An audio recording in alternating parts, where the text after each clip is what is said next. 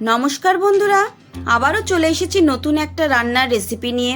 সামনেই পুজো চলে এসছে, তাই ভোগের বাঁধাকপির রেসিপি আপনাদের সাথে শেয়ার করব। কম বেশি আপনারা সবাই বাঁধাকপি রান্না করে থাকেন, তবে আমি কি করে ভোগের বাঁধাকপি রান্না করি সেটাই আজকে আপনাদেরকে দেখাবো। তাহলে চলুন ঝটপট শুরু করা যাক। এখানে আমি একটা মিডিয়াম সাইজের বাঁধাকপি কুচি করে নিয়েছি। বাঁধাকপি কাটাটা আপনাদের সাথে শেয়ার করলাম না, পরিষ্কার জল দিয়ে ধুয়ে নিয়েছি। এবার কড়াইতে বাঁধাকপিটা দিয়ে দিয়েছি। অল্প নুন আর জল দিয়ে ঢাকা দিয়ে আমি 5 মিনিটের জন্য বাঁধাকপিটা ভাপিয়ে নেব। বাঁধাকপিতে অনেক সময় একটা বাজে স্মেল থাকে, এইভাবে ভাপিয়ে জলটা ফেলে দিলে সেই স্মেলটা চলে যায়। বাঁধাকপিটা আমি সেদ্ধ করব না, জলটা জাস্ট ফুটে উঠলেই বাঁধাকপিটা আমি নামিয়ে নেব। দেখুন ভাপানো হয়ে গেছে।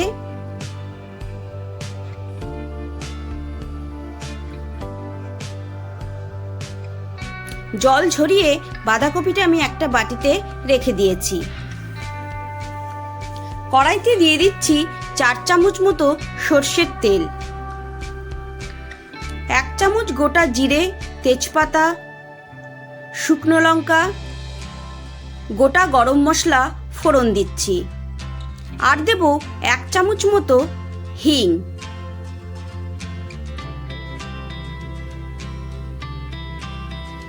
ফোড়নটা একটুখানি নাড়াচাড়া করে নিয়ে একটা মিডিয়াম সাইজের আলু আমি কুচি করে রেখেছি, আলুটা অ্যাড করে দেব।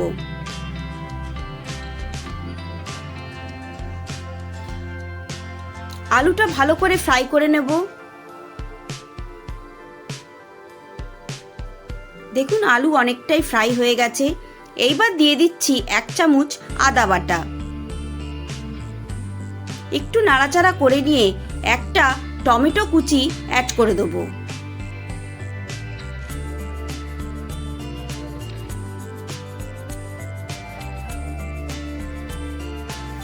দিয়ে দিচ্ছি পরিমাণ মতো নুন। আদা টমেটো ভালো করে ফ্রাই করে নেব। দিয়ে দিচ্ছি হলুদ গুঁড়ো, জিরের গুঁড়ো, ধনে গুঁড়ো, লাল লঙ্কার গুঁড়ো, আর দেব 1 চামচ মতো চিনি। ভোগের বাঁধাকপি একটু ঝাল মিষ্টি হয়ে থাকে। এইবার মশলাটা ভালো করে কষিয়ে নেব।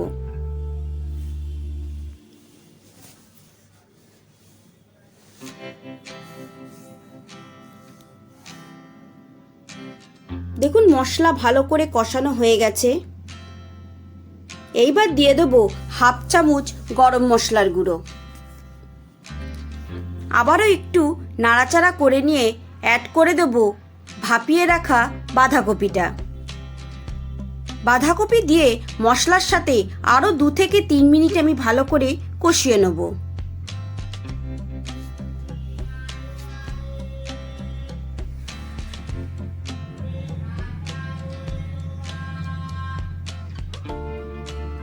দেখুন ভালো করে কষানো হয়ে গেছে। এইবার ঢাকা দিয়ে 5 মিনিট আমি বাঁধাকপি আর আলুটা সেদ্ধ করে নেব। বাঁধাকপি থেকে যে জল বেরোবে সেটাতেই বাঁধাকপি আর আলুটা সেদ্ধ হয়ে যাবে। 5 মিনিট পর দেখুন বাঁধাকপি সেদ্ধ হয়ে গেছে আর আলুও নরম হয়ে গেছে।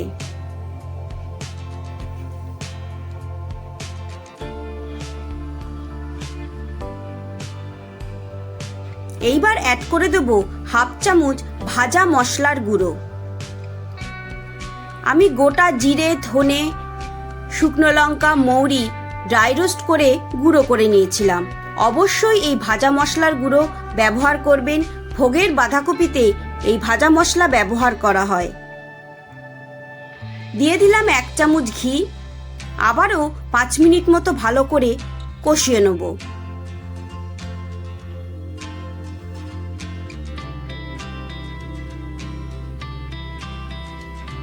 দেখুন ভালো করে কষানো হয়ে গেছে।